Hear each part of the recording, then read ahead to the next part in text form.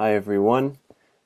So this will be a quick video to run through some foundational, what we're calling threshold concepts that we'll need moving forward. The idea of a threshold concept, you may have encountered it in 121.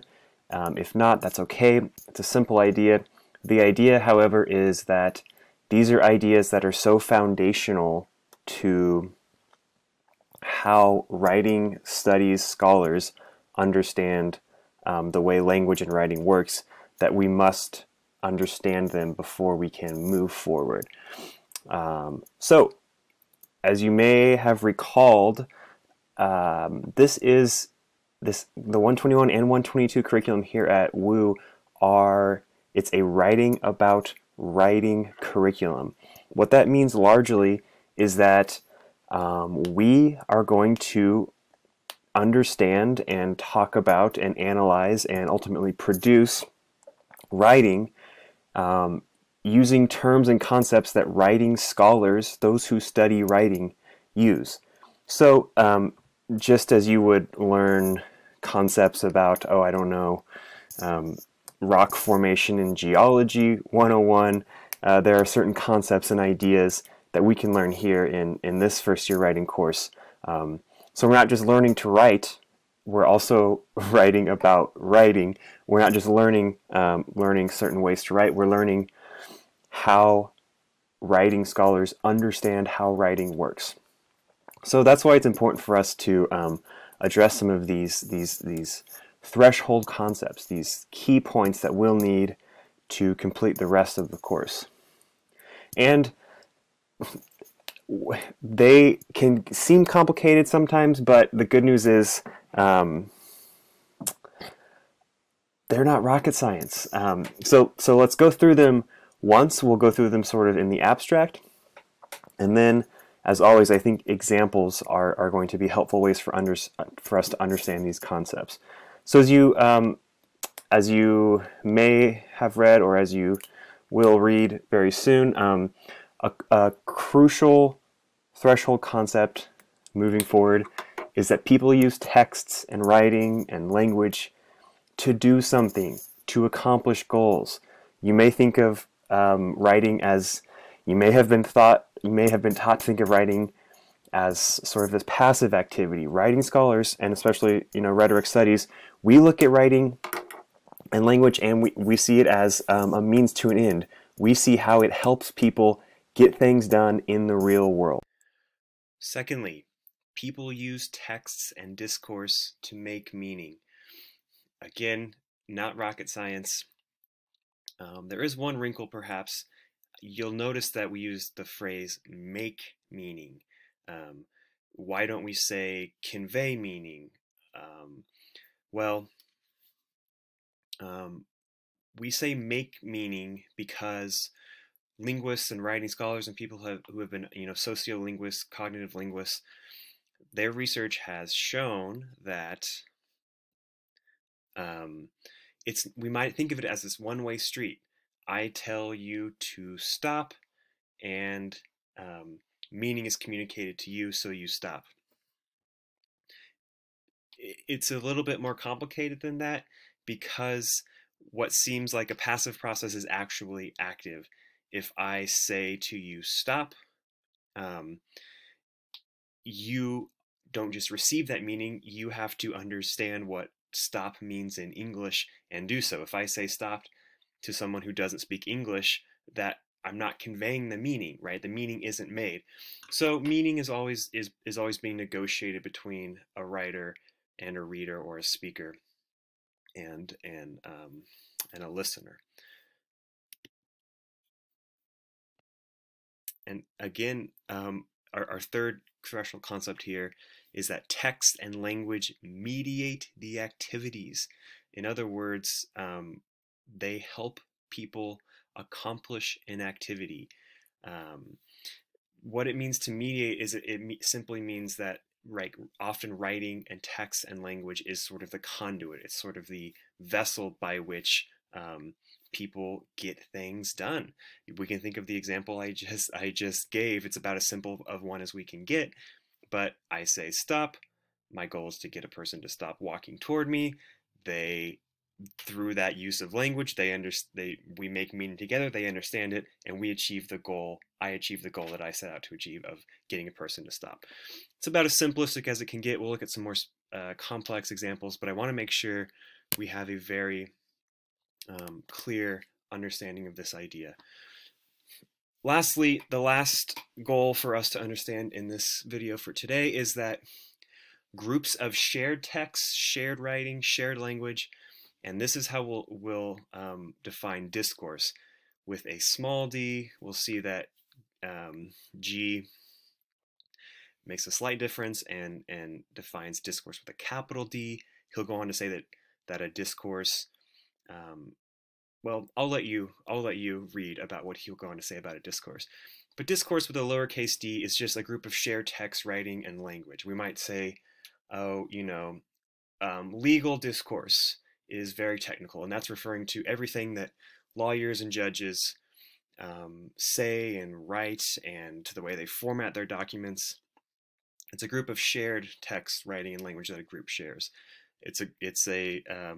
Discourses are used by certain communities, and we call these discourse communities. We have a lot of understanding of that term already. In fact, we know that's one of the necessary traits to identify a group as a discourse community, is that they have shared texts, right? We know those as genres, or they have shared mechanisms of intercommunication. They have shared language, which we understand as lexis.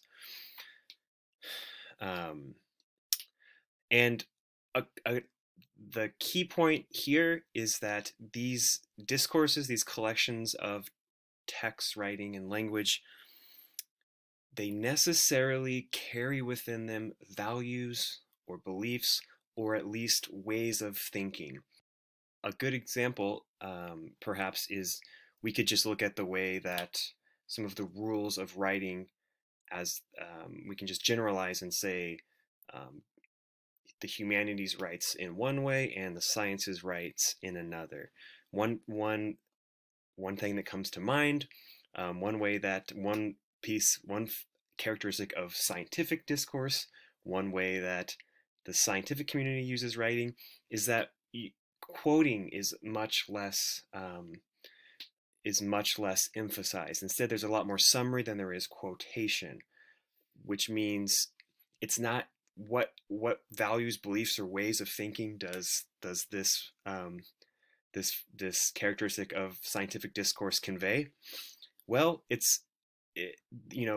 they're often implied. Science isn't going to necessarily say, well, we don't value language as much as we value ideas, perhaps, but that's what's implied.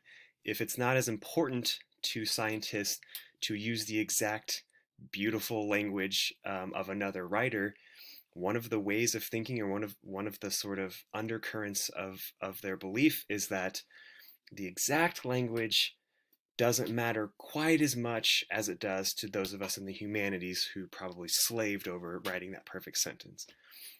Another example is you may have been told not to use, or you may have been, if you have been in any science classes lately, this is changing, but one of the sort of characteristics of scientific writing is that you should use the passive and you shouldn't use I.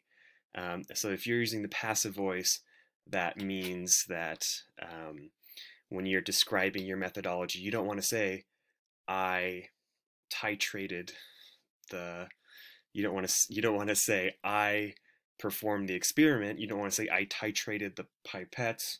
Instead, in scientific discourse, you would say, you would use passive voice, and you would say that the pipettes were titrated.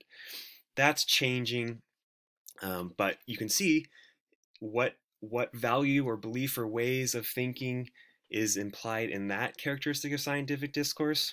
Well, it's clearly trying to de-emphasize the human. It's trying to de-emphasize the subjective and emphasize the objective. A lot of scientists, friends that I know, say, yeah, that's going away. We don't pretend like people aren't doing these experiments. We don't remove the I from our method section anymore. But that's just one way to get you thinking, right? That's how what may seem like sort of value neutral, maybe even technical characteristics of a discourse, they do carry certain values, beliefs, ways of thinking. And we're going to define and understand the word enculturation or enculturated today. So to learn to use a discourse fluently, to be literate in a discourse, often means that a user is enculturated to think or value or believe or to understand in the same ways that the discourse community, the group that uses the discourse, thinks. Enculturation. Okie dokie. So, this is a glossary of terms. This can be referred, this is for your own reference. I've actually included a little bit more thorough glossary of terms in our week 5 module. You can see that.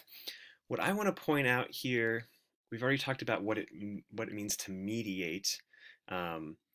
If you write a text to your friend, hey, meet me on Zoom in 5 minutes, that text has helped you mediate that experience. It's through that text that you've achieved the goal of meeting your friend on Zoom in 5 minutes.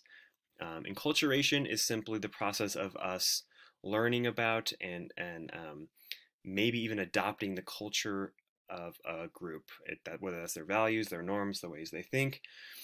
I do want to spend some more time with this idea of literacy. You might think of literacy as being able to read and write, and that's not the whole story. That's no longer how academics, in a lot of academic circles, understand literacy. Instead, we want to understand literacy as a fluency in a given practice. So at one time, this just referred to alphabetic literacy.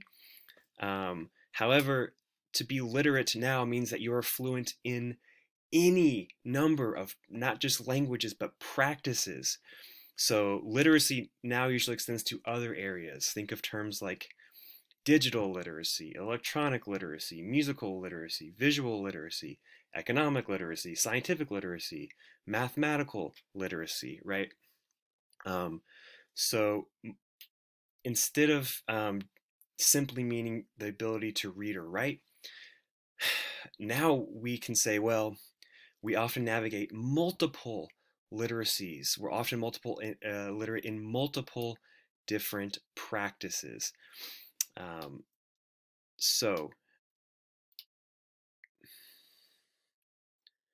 we have, we'll often talk about literacies or multi-literacies, which is this wider view of literacies that takes into account linguistic diversity and a wide array of communication channels. If you've ever, you might have gone to help your grandma fix her computer and she can't send an email, right? Well, she's literate in that she can read and write, but you might say she's technologically illiterate in that she's not fluent in the practice of sending emails. So just this idea of not just one literacy, but multiple literacies, all of us having multiple literacies or illiteracies that we navigate and switch between, often multiple times in a single day.